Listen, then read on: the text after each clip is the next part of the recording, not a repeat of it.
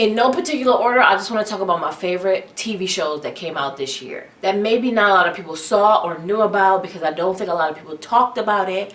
First, Pose. Like I said, no particular order. Pose was a very, very short series. I think it had maybe 8 great episodes that came out this summer from the same creator who created Glee and American Horror Story on FX. It shows the transgender scene in New York City in the 80s. It has great music, great costumes.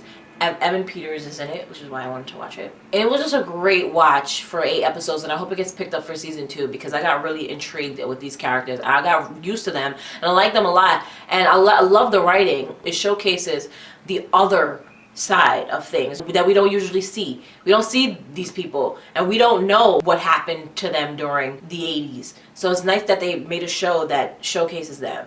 Succession came out on HBO. It was another short series. I think they maybe had 8 or 9 or 10 episodes. Really great show. Very funny.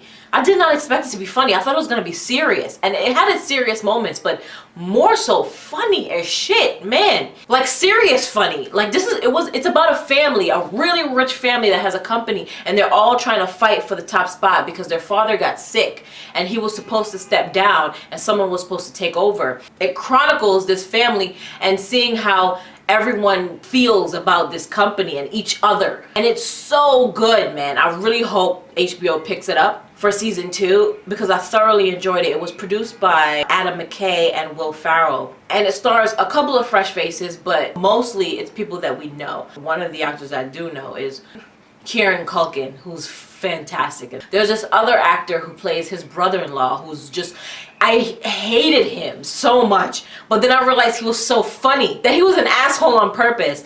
And their cousin, I don't know his name either, but he's really good, and I really recommend you guys watch it. It's called Succession. It's on HBO, and it's really great. And it's really short. I think they had like 8 to 10 episodes. Very good show that I am glad that they produced and put up. I'm glad I caught that. Next we have Homecoming, starring Julia Roberts, Bobby Cannavale.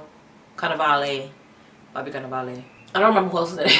But it's created by the same person who created iRobot. Mr. Robot, which I finally watched this year also, but we're not going to talk about that. Really good show. I love the aspect ratios, how it goes back and forth to show us the time frame. It's based on a podcast that I didn't know about. Really, really good stuff. Really good acting from everyone, especially Stephen James, I think his name is. It's about soldiers coming home from the war, and basically they go to this counseling place to get their thoughts together and to be ready to go home.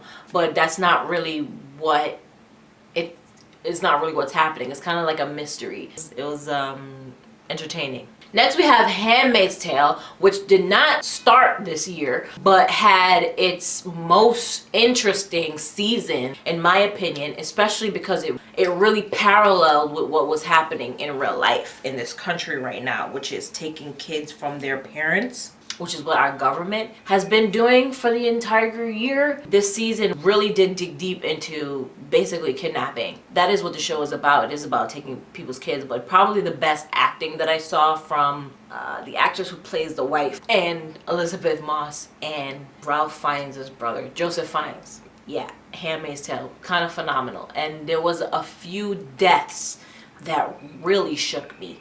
One in particular involving 2 children committing suicide, which really broke my heart. I cried a lot watching the show.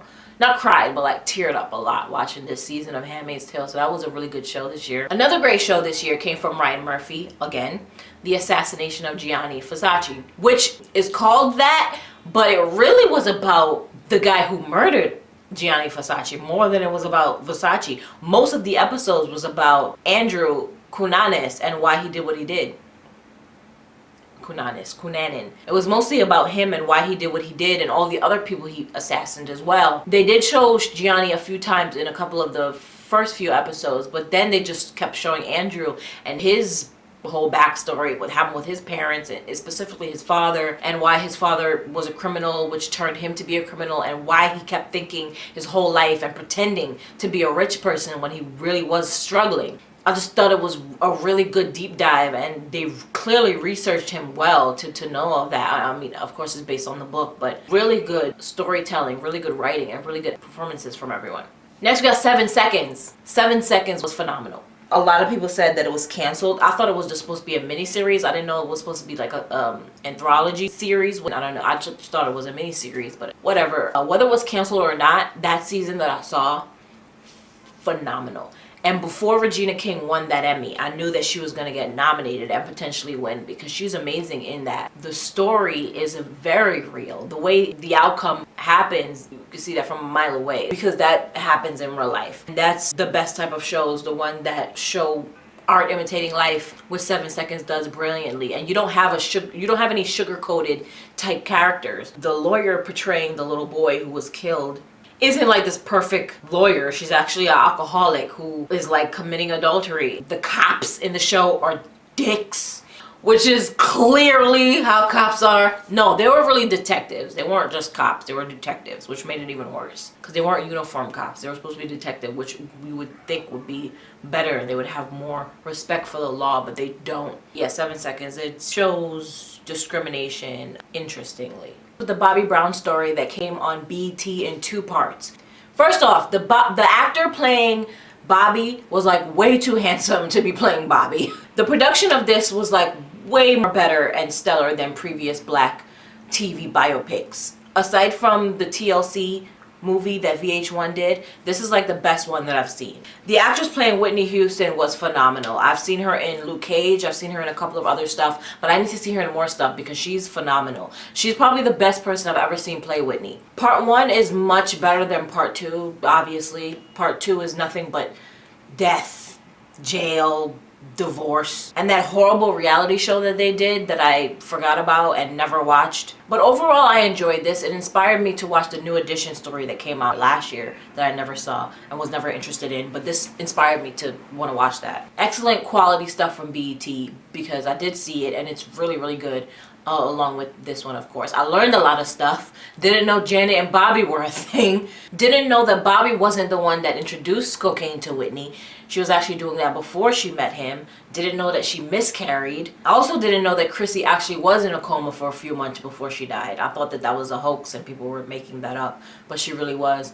Yeah, so part 2 was very, very sad, and I did learn a lot of stuff about them. I also really love the way they use music to showcase the time frames. Like every now and then you'd hear a song that came out in 2002 or you hear a song that came out in 2007. I thought that was really good with letting us know where we are in the story. That was really, really important. Now these last 2 shows I'm going to talk about, I didn't fully watch.